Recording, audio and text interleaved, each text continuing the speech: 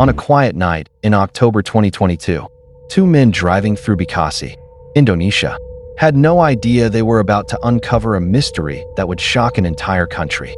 Their car had developed a problem, forcing them to stop near a road beneath a highway. While they were dealing with the vehicle, they noticed something unusual nearby: a large plastic bag left on the side of the road. At first, they thought it was ordinary trash. In that area, abandoned items were not uncommon. People often left behind old furniture, construction materials, and unwanted belongings. But when they moved closer, they realized something was terribly wrong. The bag contained the body of a woman. Police immediately arrived and began their investigation. The victim was later identified as Ade Yunia Rizabani, known to friends as Ika. As investigators searched for answers, they discovered that this was not a random crime.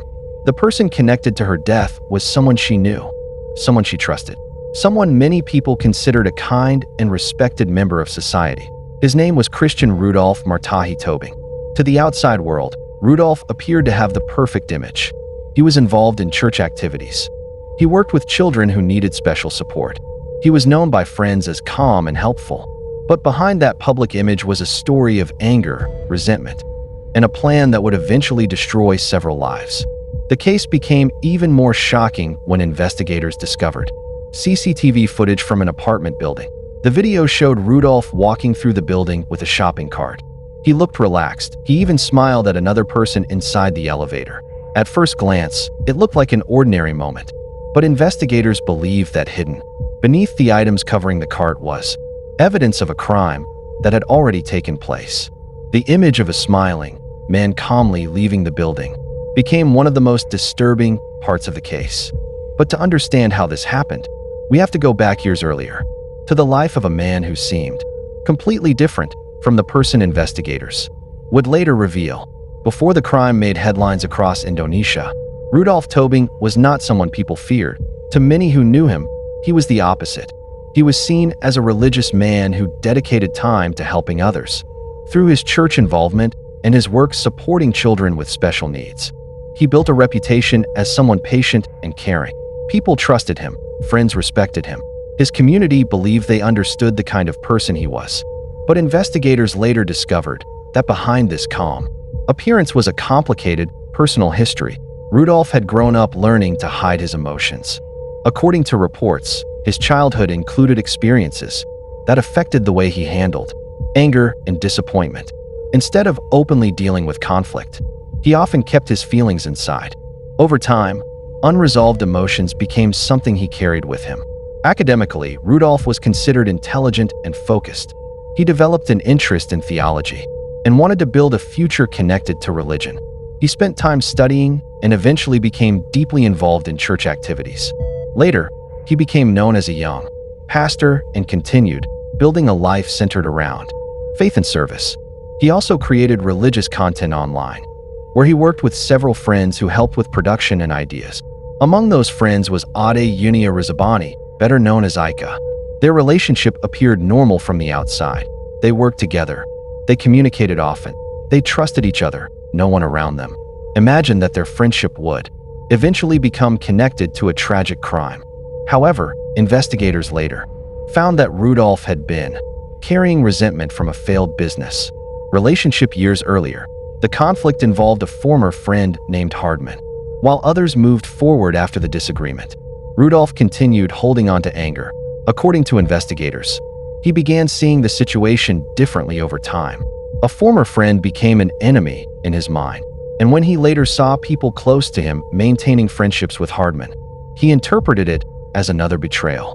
For most people, disappointment would pass. For Rudolf, investigators believed those feelings continued growing. The anger became stronger, the thoughts became darker, and eventually, the idea of revenge began replacing the possibility of forgiveness. No one around him knew what was happening inside his mind. The same person who smiled with friends, helped others, and appeared devoted to his faith was secretly moving toward a decision that would change everything. By 2022, investigators believed Rudolf's anger had transformed into something far more serious than a simple disagreement. The conflict that began years earlier had never truly ended in his mind. Instead of letting go, he continued replaying old events. and blaming others for what he believed had happened to him. Over time, his frustration became focused on certain people around him. He believed they had chosen sides against him. He believed they had betrayed him. And according to investigators, those thoughts eventually led him to consider revenge. At first, the people he blamed were not easy to reach. Some were in different cities. Others were no longer close enough for him to approach. But Aika was different. She was still someone who trusted him. They still communicated. They still worked together on projects. From her perspective, there was no reason to fear meeting with him. That trust became a key part of what happened next. Investigators later discovered that Rudolf had begun making preparations before the crime took place. Authorities said his actions showed signs of planning rather than a sudden emotional decision. He searched for ways to avoid attention and looked for a private location where he could carry out his plan. Eventually, he chose an apartment in Jakarta. To the outside world, everything still looked normal. Rudolf continued his daily activities. He continued interacting with people. He continued maintaining the same public image that had made others believe he was harmless. But privately, investigators said he was preparing for a crime. The most important part of his plan was not a weapon or a location. It was trust. He knew Aika believed he was her friend. He knew she would likely agree to help him with a project. And that is exactly what happened. Rudolf contacted Aika and asked for her assistance with what appeared to be a simple recording project. Because they had worked together before, she accepted. There was no reason for her to believe that this meeting would be different from any other. On that day, Aika entered the apartment believing she was helping someone she knew. She had no idea that the person waiting inside had already made a decision that would change both of their lives forever. The investigation would later reveal how that meeting became the final chapter of their friendship, and how a simple request for help became the beginning of a shocking criminal case. On October 17, 2022, Aika arrived at the apartment expecting nothing more than another work-related meeting. She believed she was helping a friend. She believed it was another project they would complete together. But investigators later said that Rudolf had created a situation designed to hide his true intentions. The person Aika trusted was no longer acting like the friend she knew. After the events inside the apartment, Rudolf attempted to hide what had happened and leave without attracting attention. He gathered belongings and tried to make the situation appear ordinary. But investigators would later discover that many details connected him to the crime. The most important evidence came from surveillance cameras. The footage showed Rudolf moving through the apartment building in a calm manner. There was no sign of panic, no obvious fear to anyone watching the video without knowing the truth. It looked like a normal person leaving the building, but investigators saw something very different. They believed the footage captured the moments after a carefully planned crime. Meanwhile, police were working to identify the woman who had been found near the highway. Once they confirmed her identity as Aika, they began examining her final hours. They interviewed people who knew her. They checked her communication records. They followed every possible lead. One name continued appearing: Rudolf Tobing. He was not a stranger. He was someone who had known Aika for years, someone who had worked with her, someone she had trusted. As investigators looked deeper, they discovered evidence that connected Rudolf to her disappearance and the events that followed. The image from the security camera soon spread across Indonesia. People were shocked by the contrast between what they saw and what investigators believed had happened. A man who appeared calm and friendly had become the center of a national investigation. The question everyone wanted answered was simple: how could someone who seemed so ordinary be connected to such a devastating crime? As police continued gathering evidence, the truth behind the smiling figure in the elevator slowly began to emerge. As investigators continued building the case, the evidence surrounding Rudolf Tobing became stronger. The person many people had described as gentle and trustworthy was now the main focus of a murder investigation. Police followed the trail of evidence carefully. They examined financial activity, reviewed surveillance footage, and looked into Rudolf's movements after Aika disappeared. The investigation revealed that Rudolf had attempted to use some of Aika's belongings after her death. This gave authorities another important connection between him and the crime. Soon, police located and arrested him. For many people who knew Rudolf, the news was almost impossible to believe. Friends and members of his community struggled to understand how someone they viewed as peaceful and caring, could be accused of such a serious act. But investigators continued uncovering details that painted a very different picture. During questioning, Rudolf admitted his involvement. Authorities said he described years of anger and resentment that had built up inside him. The investigation also revealed that Ika was not the only person he had been angry with. According to police, Rudolf had held strong resentment toward others in his social circle as well.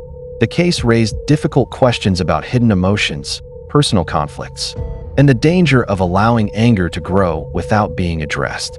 However, investigators and experts made clear that difficult experiences or personal struggles do not justify harming another person. The responsibility for the crime belonged to the person who chose to commit it. As the investigation moved forward, the case attracted widespread attention throughout Indonesia.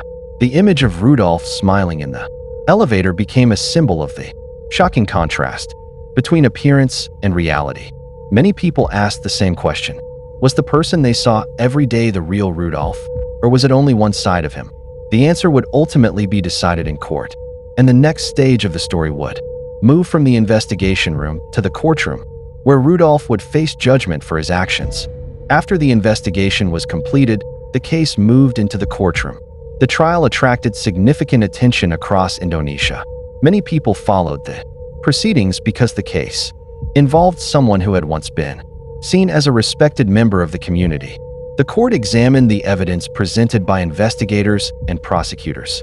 They looked at the timeline of events, the surveillance footage, financial records, and statements connected to the investigation. The prosecution argued that the crime was not a sudden accident, but a planned act. They described how Rudolf's anger and resentment had developed over time, and how those feelings eventually led to a tragic decision. The defense also presented its arguments, and the court considered Rudolf's background, his personal history, and his behavior during the legal process. A psychological evaluation was also part of the case. Authorities determined that Rudolf was mentally capable of understanding his actions and was responsible under the law. Throughout the trial, the victim's family continued seeking justice for Ika. For them, the case was not just about punishment. It was about remembering a person they loved and dealing with the loss that changed their lives forever. After months of legal proceedings, the judge finally delivered the decision. Rudolf Tobing was found guilty of premeditated murder. He was sentenced to 20 years in prison.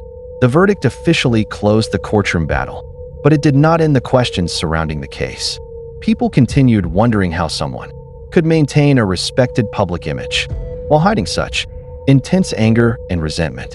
The story became a reminder that appearances can sometimes hide realities that others never see. Behind the headlines and the shocking CCTV footage were real people, real friendships, and a tragedy that affected many lives. After the verdict was announced, the name Rudolf Tobing continued to be remembered throughout Indonesia.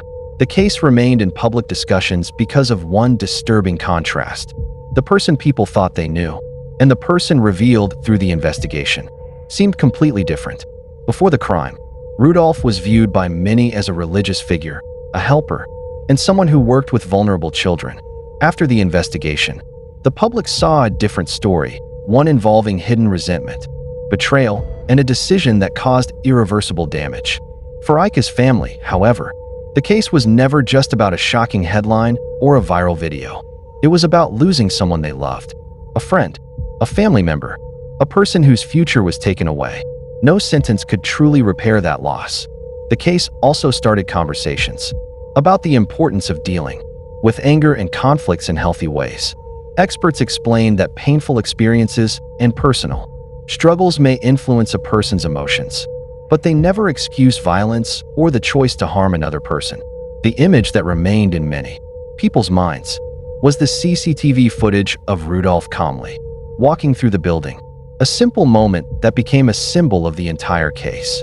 A smile, an ordinary hallway, a person who appeared completely normal. Yet behind that moment was a tragedy that would later become one of Indonesia's most discussed criminal cases. The story of Rudolf Tobing and Ika continues to raise difficult questions about trust, human behavior, and the hidden struggles people may carry. It is a reminder that every criminal case involves real lives, real victims, and consequences that last far beyond the courtroom.